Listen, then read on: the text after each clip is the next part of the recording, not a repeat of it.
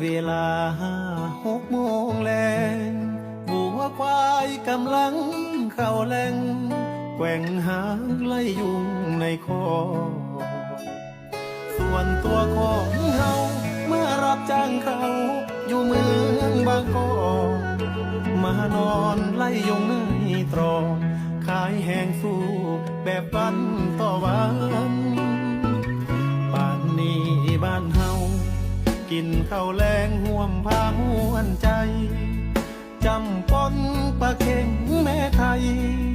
ลวกยอดผักใส่ข้างบ้านมาเดินกินข้าวเสียงยายเท่าเอาลูกหลานแต่เฮาหลายปีที่ผ่านดิ่งไล่ความฝันต่อไปพ่อแม่ที่รอข้าวกินบ่พอมอมแลจึงเร่เข้ามาขายแยงเมามาน้ำตาสิไหลนี่ท้อกสกะแห้งจันจอเพิ่นเที่ยวมาไล่ทบดอกทบต้นสิหาเอาใส่ทางเดียวเฮ็ดได้ก็คือขายตะเวนแยงตาคิดฮอดทุ่งนาบ้านเฮาหลับตาเห็นผู้สาวเก่าได้ข่าวว่าใกล้วันแต่งดีใจน้ำพันบ่กล้าไปเอิ้นขวัญเจ้าคำแพงทุกมื้อเลิกงานยามแลงโทรหาแม่พ่อเติมฝัน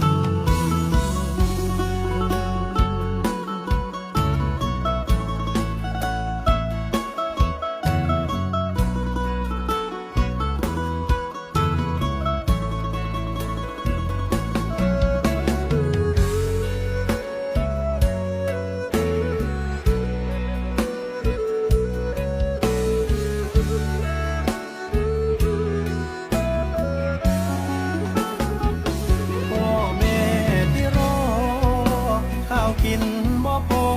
มุมแลจึงเร่เข้ามาขายแหงเมามาน้ำตาสิไหลนี่ท้อกสกะแห้งจันจอเพิ่นเที่ยวมาไล่ทบดอกทบต้นสิหาเอาใส่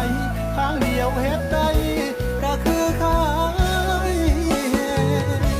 ตะเวนแยงตาคิดฮอ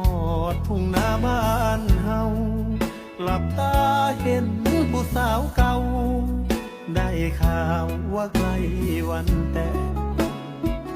ดีใจน้ำพันบ่กล้าไปเอิ้นขวัญเจ้าคำแพงทุกมื้อเลิกงานยามแลงโทรหาแม่พ่อ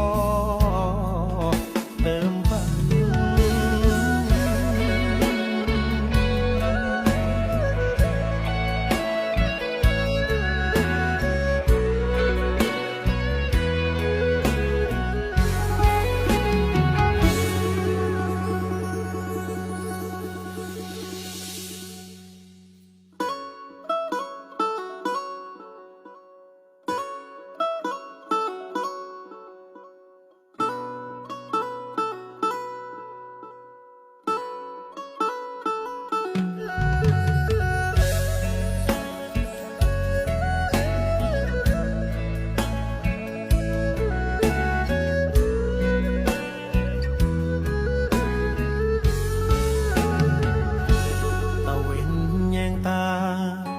เวลา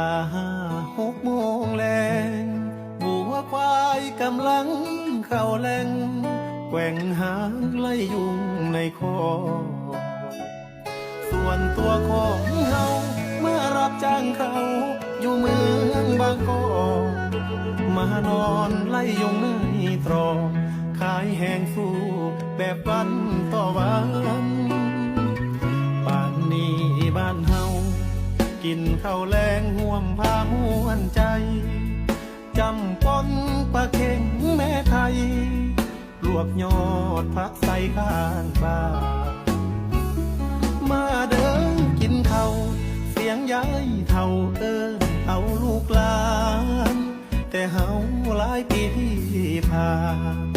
วิ่งไล่ความฝันต่อไปพ่อแม่สิรอข้าวกินบ่พอมอมแน่จึงเร่เข้ามาขายเองเมามาน้ำตาสิไหลหนี่ท้อกสอกะแห้ง